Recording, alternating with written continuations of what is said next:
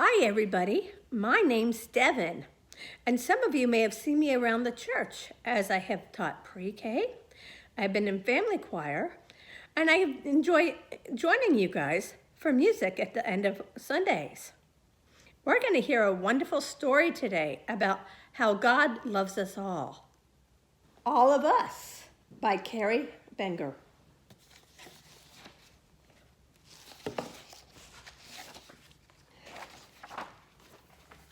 When your heart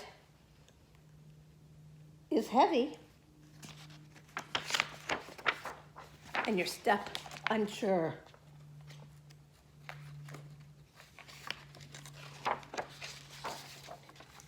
and the path unclear,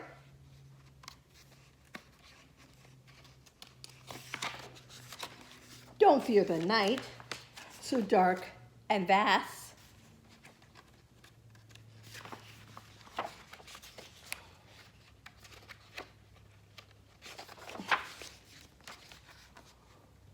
Or the hazy future,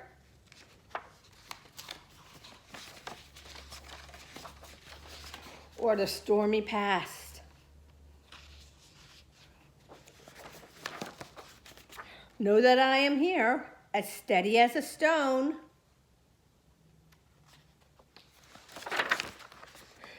We are stronger together.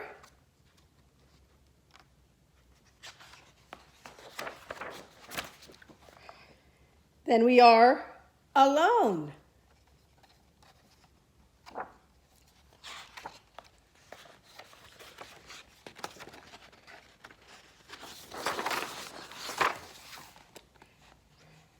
Hope and light will always prevail. For love wins. Here they're showing all the different ways that people can love each other. And more ways. Love wins. Love will never fail.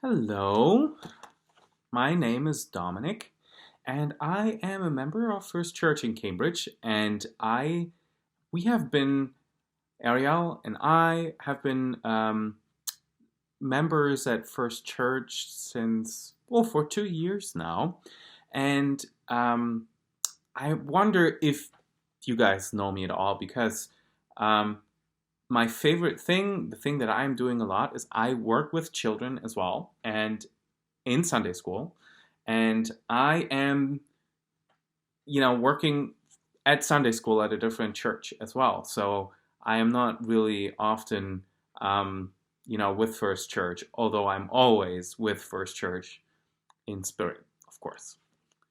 And today, I am reading for you the book Red, a Crayon's Story.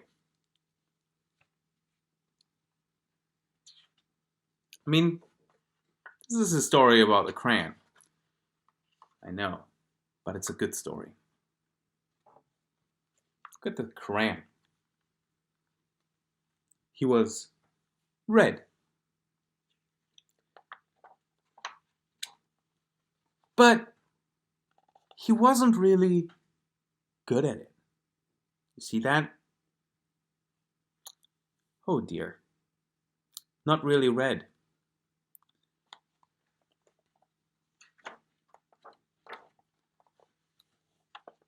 His teacher thought he needed more practice as being red. So, teacher says, I'll draw a red strawberry, and then you draw a red strawberry. You can do this. Really. But he couldn't. Really. He somehow it didn't work. Look, like this. Oh my. Let's try it again.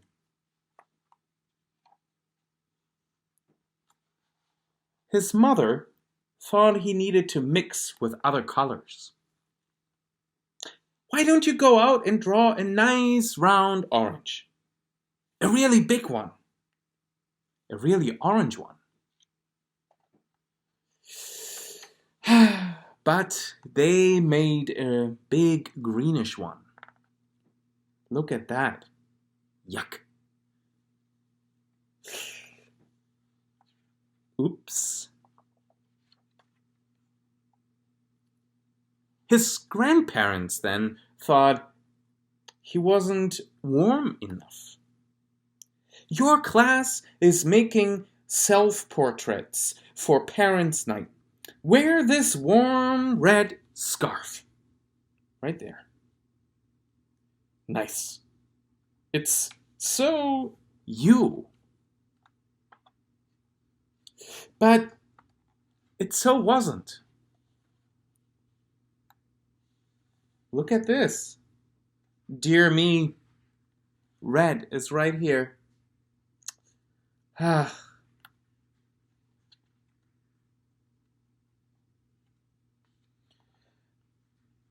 Everyone seemed to have something to say. Amber, for example, said, "Sometimes I wonder if he's really red at all." Hazelnut, right here, says, "Don't be silly. It says red on his label." The cocoa bean says, "He came that way from the factory." Fuchsia said, "Frankly, I don't think he's very bright." Grape said, "Well, I think he's lazy."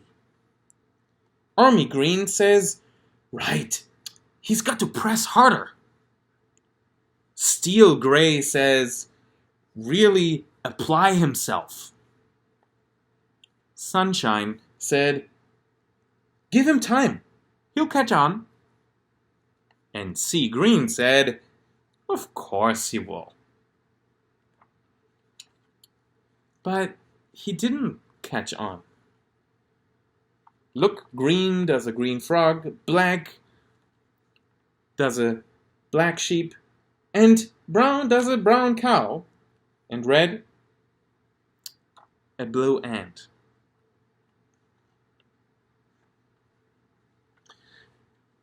All the art supplies wanted to help. The masking tape thought he was broken inside and thinks, "Oh, this will hold you together." The scissors thought, "One snip will do it and he will be blue." And I thought he wasn't sharp enough. So the sharpener sharpened. Stay still. But even with all our help and all his hard work, everything remained blue. He just couldn't get the hang of it.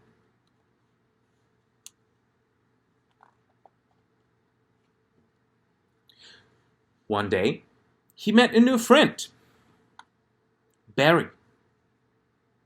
"Will you make a blue ocean for my boat?" Barry asks. "I can't," says Red. "I'm red." "Will you try?" says Barry. So he did.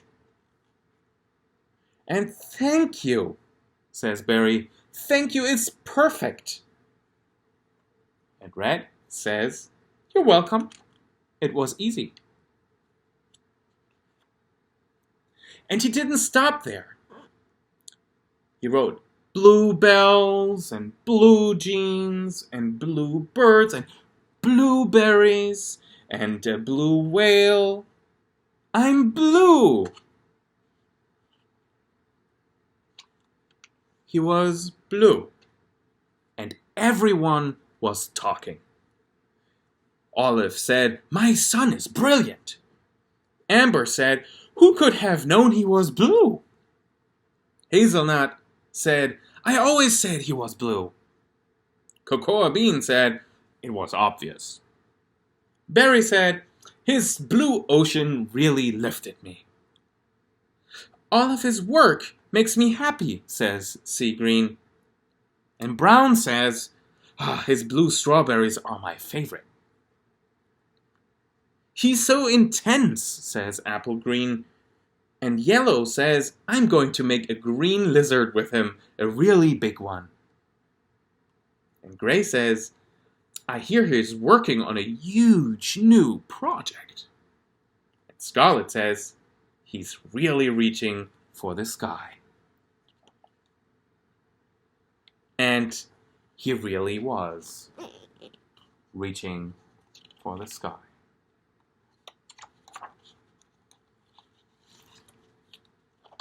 This is the story of Red, a Crayon story.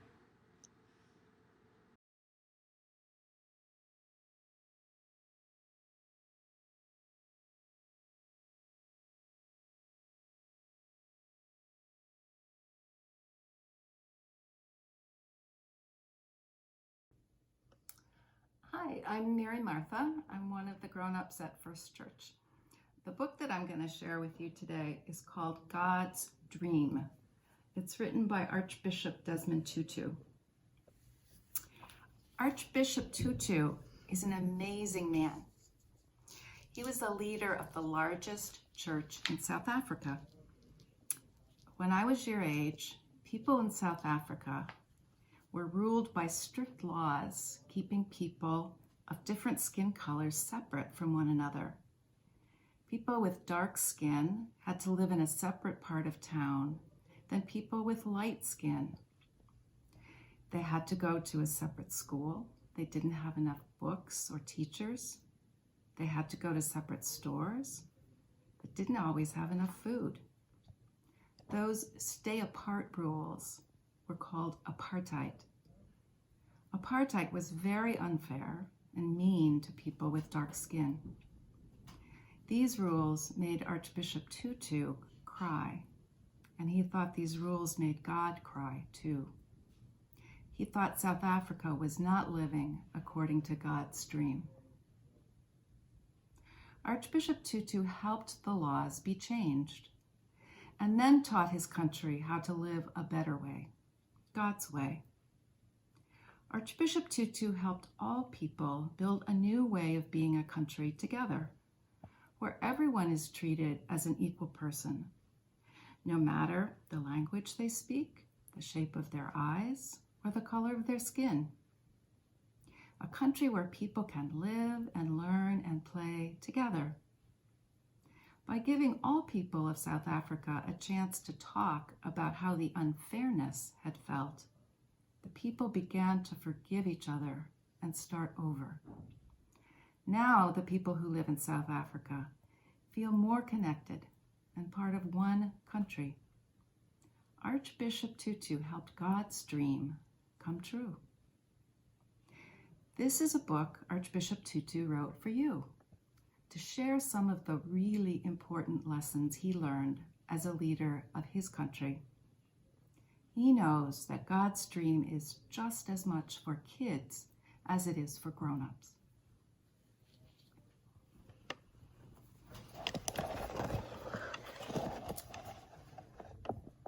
God's Dream.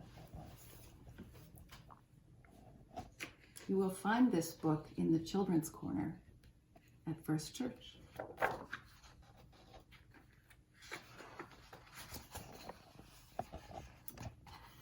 Dear child of God, what do you dream about in your loveliest of dreams?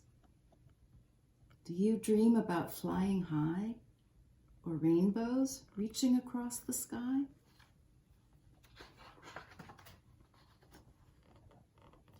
Do you dream about being free to do what your heart desires? Or about being treated like a full person, no matter how young you might be?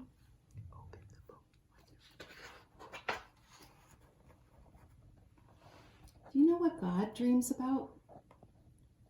If you close your eyes and look with your heart, I am sure, dear child, that you will find out.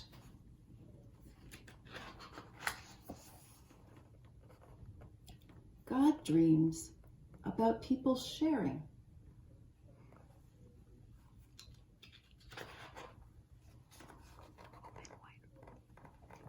God dreams about people caring.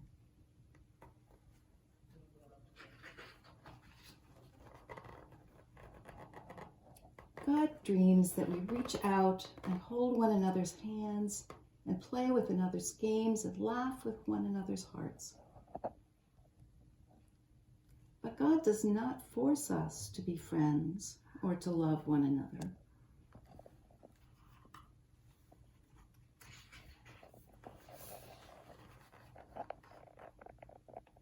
Dear child of God, it does happen that we get angry and hurt one another. Soon we start to feel sad and so very alone.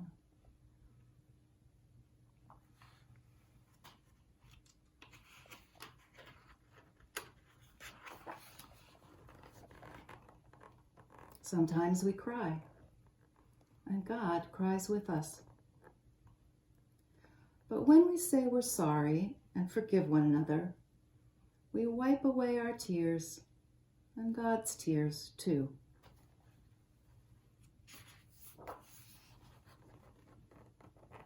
Each of us carries a piece of God's heart within us.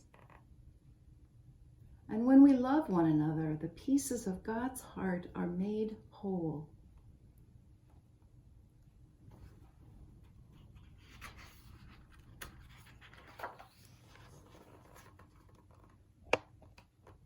God dreams that every one of us will see that we are all brothers and sisters.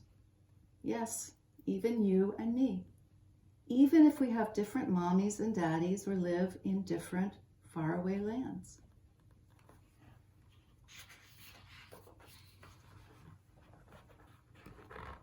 Even if we speak different languages or have different ways of talking to God. Even if we have different eyes or different skin.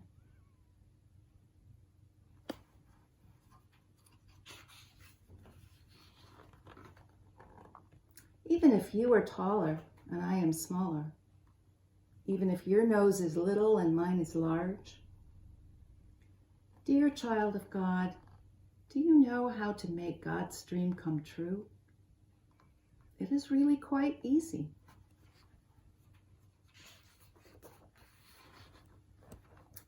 As easy as sharing, loving, caring. As easy as holding, playing, laughing. As easy as knowing we are family because we are all God's children.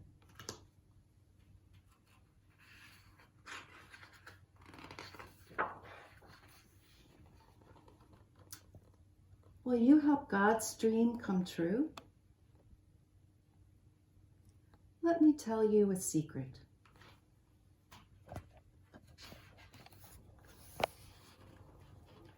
God smiles like a rainbow when you do.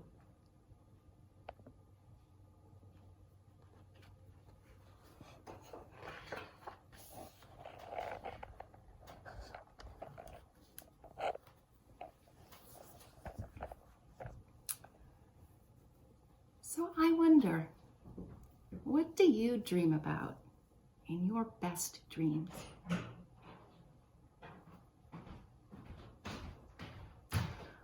I wonder, what are the most important parts of God's best dream?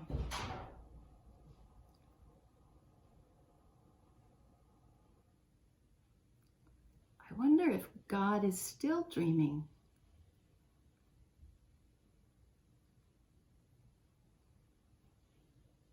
I wonder if there are ways you and I can help God's dream come true.